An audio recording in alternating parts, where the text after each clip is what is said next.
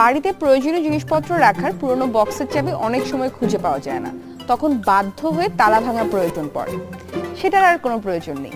উপায় জানা থাকলে চাবি ছাড়াই তালা খোলা যায়। প্রথমে দিয়াশলাই কাঠিগুলোর মাথা থেকে বারুদ ছাড়িয়ে নিতে হবে, তবে মনে রাখবেন বারুদ সহ একটি কাঠি রেখে দিতে হবে, সেটি পরে কাজে লাগবে। সব কাঠির মাথা থেকে বারুদ ছড়িয়ে নিয়ে সবগুলো বারুদ একসাথে করে একটি কাগজের মধ্যে রাখতে হবে।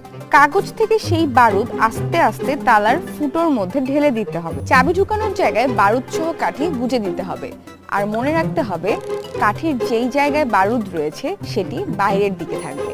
এরপর দিয়াশলাই কাঠিটির বারুদে আগুন দিতে হবে।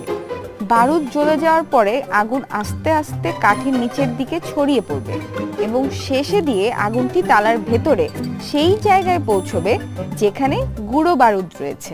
এই সময় তালা থেকে নিরাপদ দূরত্বে থাকাই ভালো, কারণ হালকা বিস্ফোরণ হতে